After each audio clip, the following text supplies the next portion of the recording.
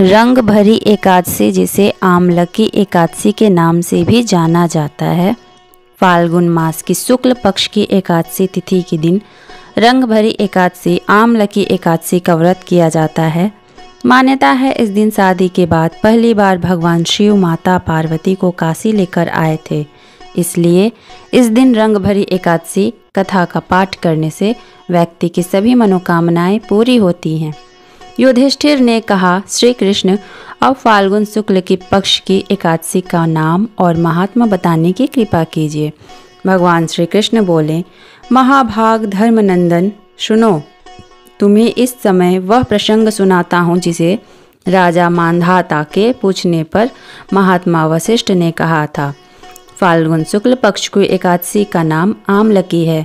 इसका पवित्र व्रत विष्णु लोक की प्राप्ति करने वाला है।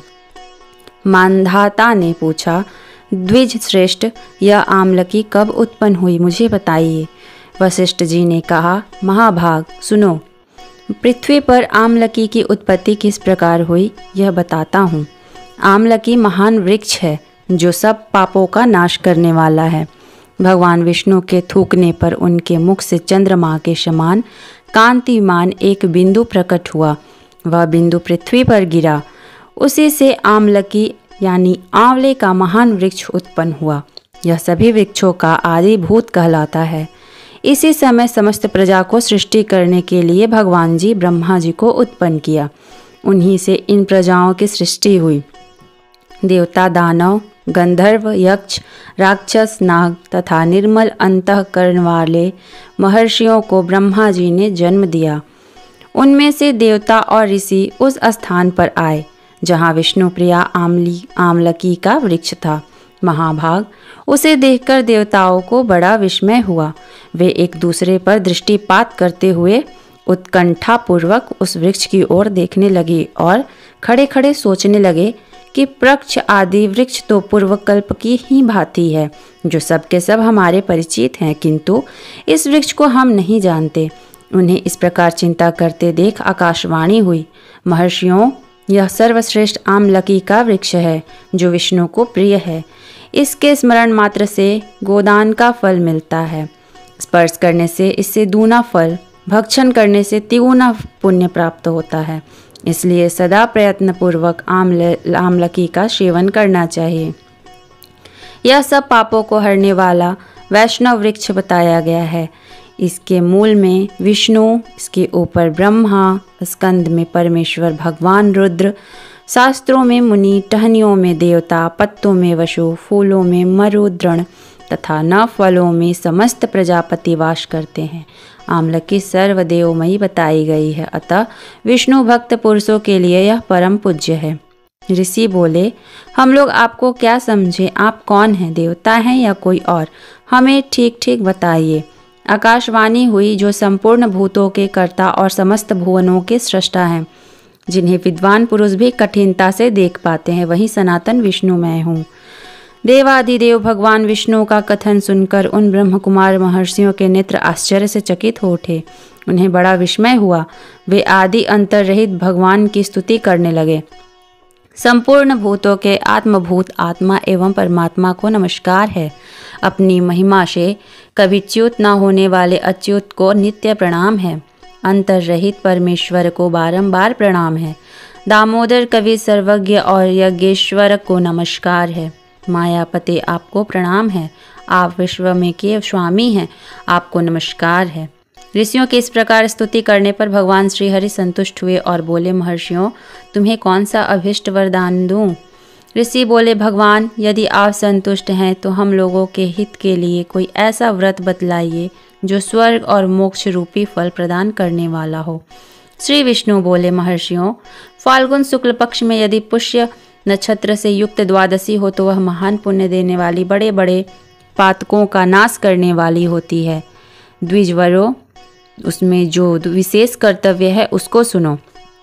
आमलकी एकादशी में आंवले के वृक्ष के पास जाकर वहाँ रात्रि में जागरण करना चाहिए। इससे मनुष्य सब पापों से छुटकारा पा जाता है और सहस्त्र गौदानों का फल प्राप्त होता है। विप्रगण, यह व्रतों में उत्तम व्रत है जिसमें मैंने तुम लोगों का बताया है।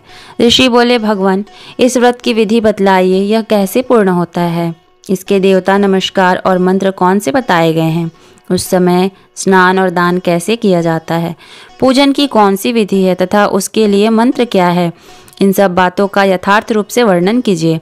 भगवान विष्णु जी ने कहा, द्विजवरों, इस व्रत को जो उत्तम विधि है उसको श्रवण करो। एकादशी को प्रातःकाल दंत धावन करके यह संकल्प करें कि हे पुंडरक्षिकाक्ष, हे अच्युत, मैं एकादशी को निराहार रहकर दूसरे दिन भोजन करूंगा। आप मुझे शरण में रखें। ऐसा नियम लेने के बाद पतित, चोर, पाखंडी, दुराचारी, मर्यादा भंग करने वाले तथा गुरु पत्नीगामी मनुष्यों से वार्तालाप न करें। अपने मन को वश में रखते हुए नदी में, पोखर में, कुएं पर तथा घर में ही स्नान करें। स्नान के पहले शरीर में मिट्टी लगाएं। मृत का नाम लगाने का मंत्र अश्वक्रांते, रथक्रांते, विष्णुक्रांते, वसुंधरे, मृतिके हर में पापम, जन्म कोटयाम समर्जितम। वसुंधरे, तुम्हारे ऊपर अश्व और रथ चला करते हैं तथा वामन अवतार के समय भगवान विष्णु ने भी तुम्हें अपने पैरों से नापा था। मृतिके, मैंने करोड़ों जन्मों में जो पाप किए हैं, मेरे उन सब पापों को हर लो। खान, मंत्र त्वं मातः सर्वभूतानां जीवनम ततु रक्षकम, स्वेदोज्योधिजातिनां रसानां पतये नमः। जल की अधिष्ठात्री देवी माता, तुम संपूर्ण भूतों के लिए जीवन हो। वहीं जीवन जो श्वेदज और उद्भिदज जाति को, जीवों को भी रक्षक है। तुम रसों की स्वामिनी हो, तुम्हें नमस्कार है। आज मैं संपूर्ण तीर्थों, कुंडों, झरनों, नदियों और देव संबंधी सरों में स्नान कर चुका। मेरा यह स्नान उक्त सभी स्नानों का फल देने वाला हो। विद्वान पुरुष को चाहिए कि वह परशुराम जी को सोने की प्रतिमा बनवावे। प्रतिमा अपनी शक्ति और धन के अनुसार 1 या आधे मासे सुवर्ण की होनी चाहिए। खान के पश्चात घर जाकर पूजा हवन करें। इसके बाद सब प्रकार की सामग्री लेकर आंवले के वृक्ष के पास जाएं। वहां वृक्ष के चारों ओर की जमीन झाड़ बुहार लीप पोत कर शुद्ध करें। शुद्ध की हुई भूमि में मंत्र पाठ पूर्वक जल से भरे हुए नवीन कलश की स्थापना करें। कलश में पंचरत्न और दिव्य गंध आदि छोड़ दें। श्वेत चंदन से उसको चर्चित करें। कंठ में फूल की माला पहनाएं।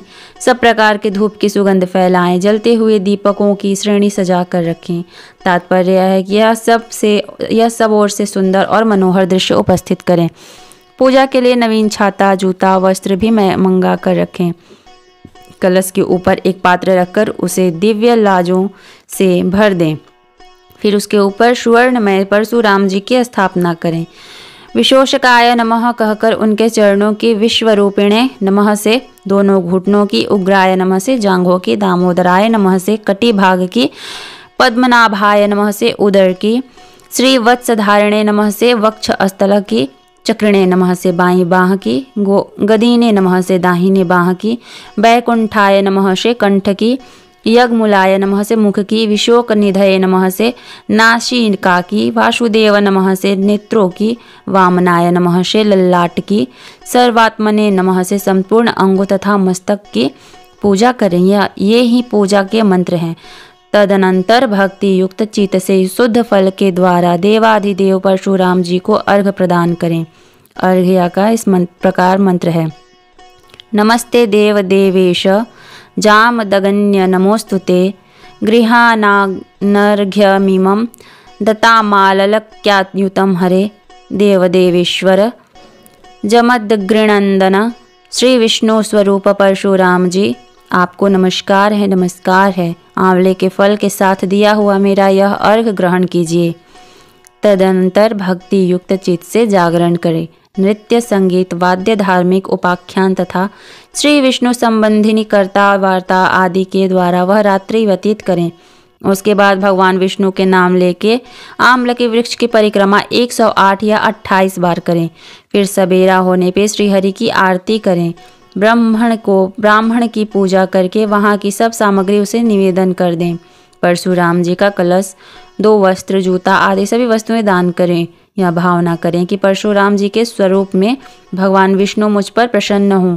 तत्पश्चात आमलकी का स्पर्श करके उसकी प्रदक्षिणा करें और स्नान करने के बाद विधि पूर्वक ब्राह्मणों को भोजन कराएं।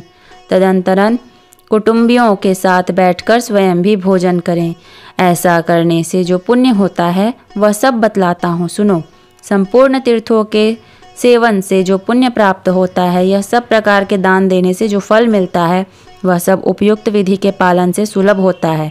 समस्त यज्ञों की अपेक्षा भी अधिक फल मिलता है, इसमें तनिक भी संदेह नहीं है। यह व्रत सब व्रतों में उत्तम है, जिसका मैंने तुम्हें से पूरा वर्णन किया है। वशिष्ठ जी कहते हैं, महाराज, इतना कहकर देवेश्वर भगवान विष्णु वहीं अंतर्ध्यान हो गए। तत्पश्चात उन समस्त महर्षियों ने उक्त व्रत का पूर्ण रूप से पालन किया। नृपश्रेष्ठ, इसी प्रकार तुम्हें भी इस व्रत का अनुष्ठान करना चाहिए। भगवान श्री कृष्ण कहते हैं, युधिष्ठिर, यह दुर्धर्ष व्रत मनुष्य को सब पापों से मुक्त करने वाला होता है।